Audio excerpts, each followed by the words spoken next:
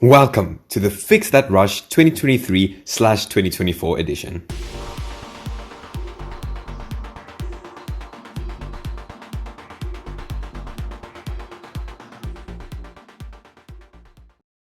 So almost 2 months ago, I uploaded a video where I signed back into my old Town Hall 11 account, which I left for 1000 days.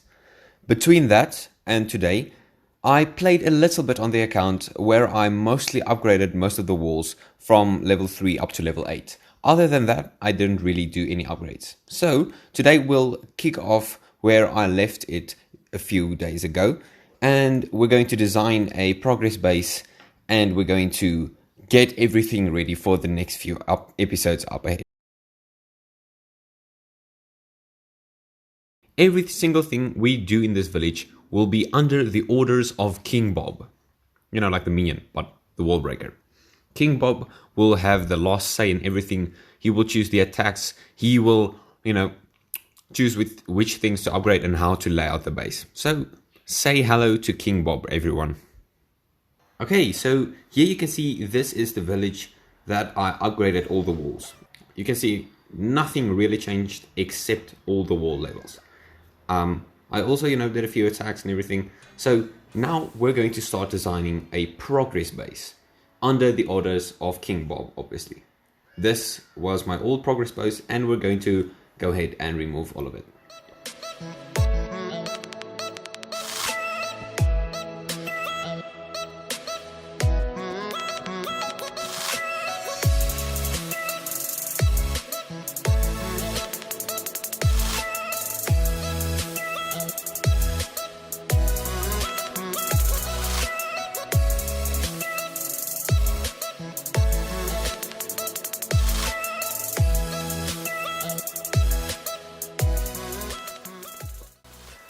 So first, King Bob wanted to make himself a little enclosure where he would keep his most prioritized upgrades, like the barracks and the spell factory and so forth.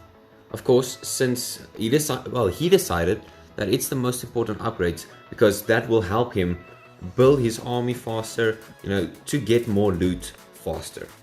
He then first tried to fit in all the army camps into his condo, which didn't work. After, playing around a little bit, trying to figure out where to place everything, he decided that he doesn't want to stay inside the condo, but wants to make a little hallway for if people enter the base for them to come visit him. He then decided to put his most prized possessions right next to him in the line, like the maxed out storages, and then dumped the rest of the storages right next to the back of his condo, where he keeps his most prized things. He then put down a entourage entry welcoming committee of 2 bombers, which he then replaced with 2 infernos, which he thought looked menacing, and then decided against it once again. He then put the 2 inferno towers inside of his condo to protect his precious upgrades, and then he then continued to place all of the defenses around the entrance as a welcoming, site for all the visitors. He then decided to let the wizards guard the laboratory.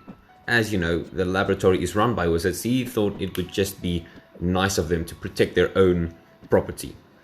He then tried to make a little nice pattern with the archer towers, but then realized that there is a single tile which would just absolutely ruin everything and trigger his obsessive compulsive disorder. He then didn't really know what to do with the cannons. First he thought of maybe, putting them in a little area around the base, but then thought against it and left it for later. He then put the town hall.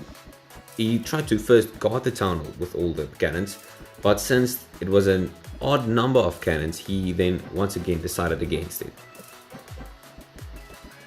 Afterwards, he then tried to decorate the entrance of his hallway. He then just first put all the cannons in a little row next to the side to deal with them later. Then moved on to place the king and the queen as his guardians right next to him outside of his corridor walls, and then moved all the wizard tiles into the corner as they were obstructing his view of the nice beachfront. Afterwards, he decided to let his elixir pumps and gold mines cook in the corner next to him. You know, all his wealth behind him. As he sat on the throne, you have to gaze out upon his wealthiness. You know, that was his thought, as he said to me.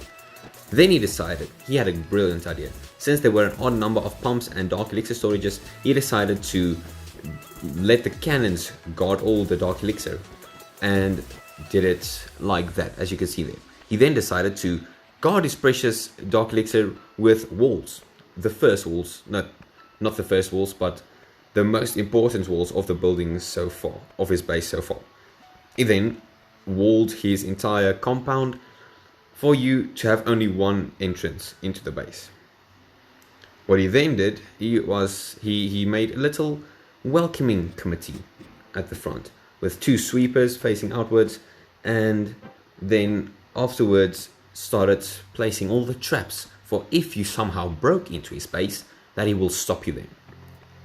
As you can see, he did a nice gradual pattern of all the traps, and then the problem came that left one of everything left. A single skeleton trap, a single air bomb, a single air mine.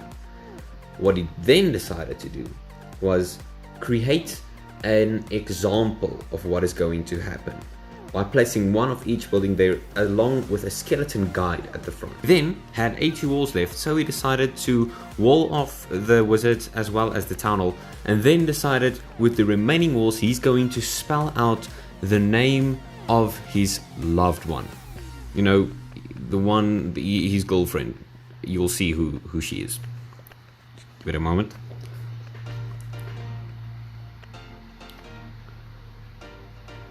King Bob was also very, very proud of the fact that it worked out perfectly with not a single wall too much or too little. Alright, there you can see we built King Bob the perfect progress base. As you can see with him sitting there in the middle, closed off with all the traps, you know, his skeleton buddies vibing with him, the king and queen watching over him, the name of his loved one engraved in the village. This will be an epic journey with King Bob.